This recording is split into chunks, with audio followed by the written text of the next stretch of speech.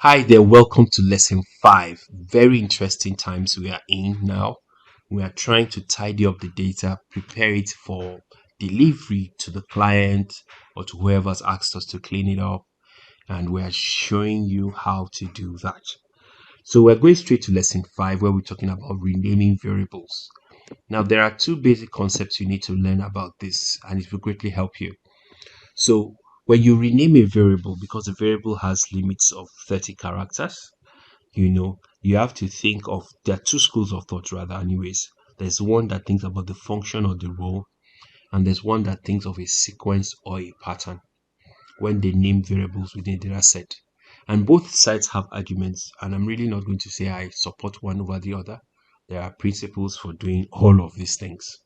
Okay, so let's not waste time. So there are I'm taking you back to the module where we had different questions for people.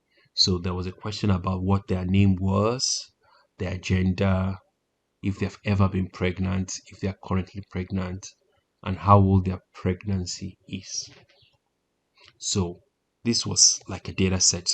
Now, if I alter it a bit, nothing changed.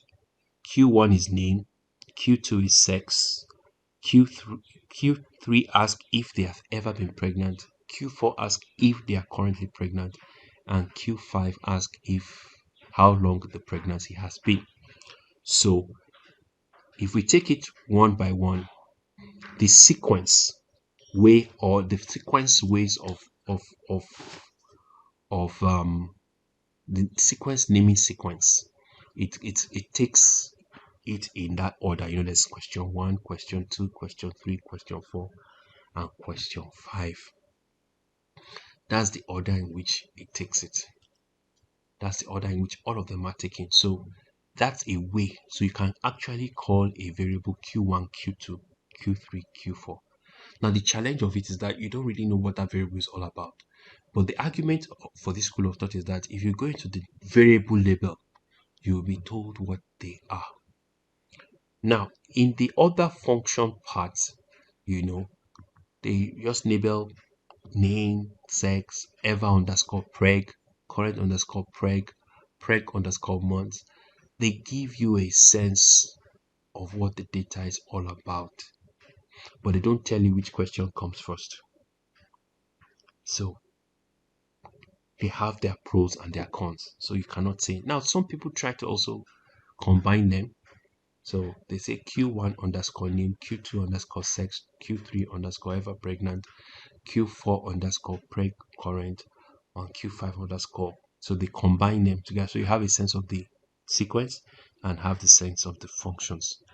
Uh, and I can tell you, they do have their differences. They do have their differences. So let's look at, a couple of examples apart from the example we shared. So you can have things like this section one, question one. This is also a pattern on a sequence, or that could also mean demography name, or section O1, section Q01 could mean demo name. So when you are renaming your variables, sometimes you want to take both school of thoughts, borrow them.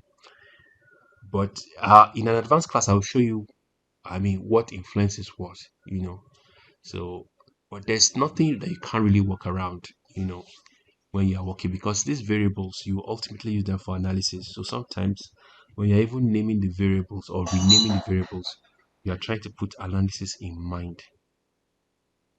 Okay, so the syntax for renaming, now that we had cleared out those theories behind renaming, is old variable name, the variable command, rename command, and then you state the old variable name, which is the current one, and the new one, which is the one is proposed.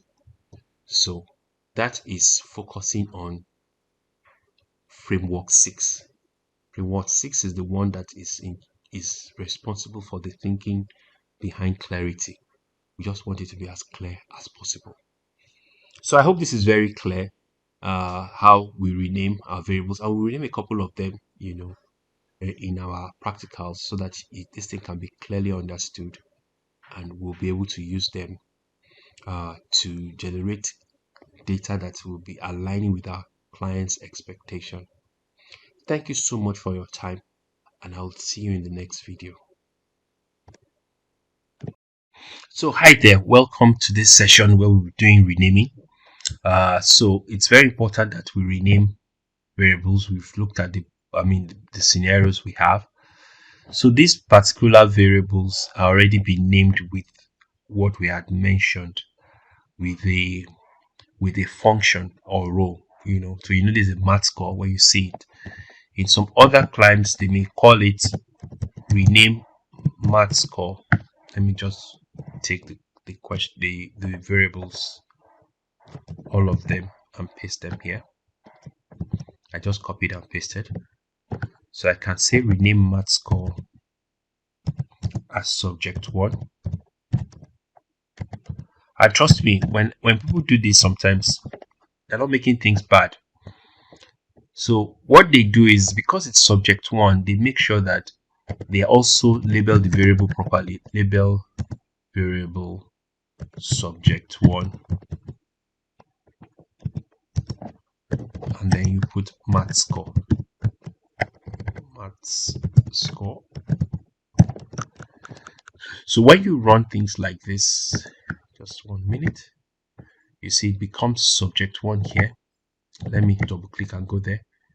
It takes me to the variable here. So subject one is now there. So it's difficult to know what that subject was.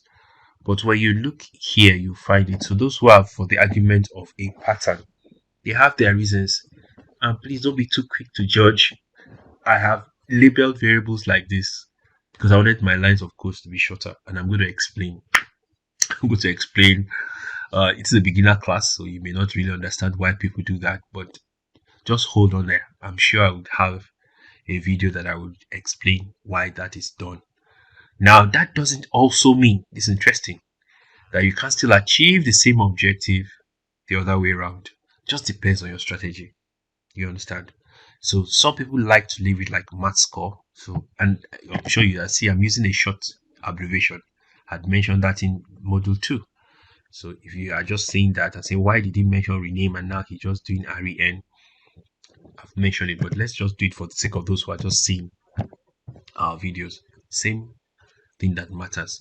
So that's how it works basically. Let's just put this in the comments so that we don't get it all twisted. So that's how it works. You can do subject one, subject two, or question one, question two, so that people can see the range in a short while. So I really am not belonging to any school of thought. It depends on the occasion, depends on your preference, depends on other factors. But I will just suggest that you be skilled in both ways of labeling of variable naming, whether the functional type or the patterned one. So if you even download data, check it. You download data from DHS and all that, you'll find out that sometimes they're like that. They're more on the pattern side. But bottom line is that when you download, sometimes you might convert from pattern back to the main stuff, which is possible, because you want to also be able to look at it. So the downside we have mentioned, when you see subject one, you don't know what it is until you look at the label. But now I know that this English score, economic score. Also, of course, we know that you have 80 characters. You may not be able to explain everything, so people argue back and forth. If you know you can't put everything in those 80 characters, you can as well use a small variable name. So some people would not even mind probably calling it S1, you know. So it removes all sense of clarity from the variable name. Yeah, so it's just different schools of thought, but let's just follow the fundamental principles that you have to define your strategy, your variable naming strategy, and how you want to manage your data when data starts coming in. So yeah, it's easy to identify what. So basically, I think we'll just stop here for now. I think we have already passed on the message you can rename. Let me rename subject.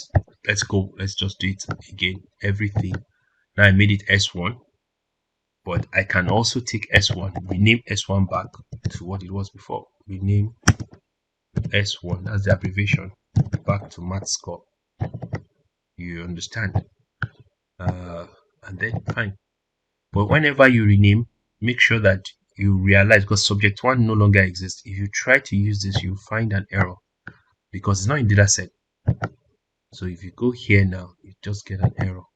You see, label, so variable subject one not found, but if you had put math score, it will be fine.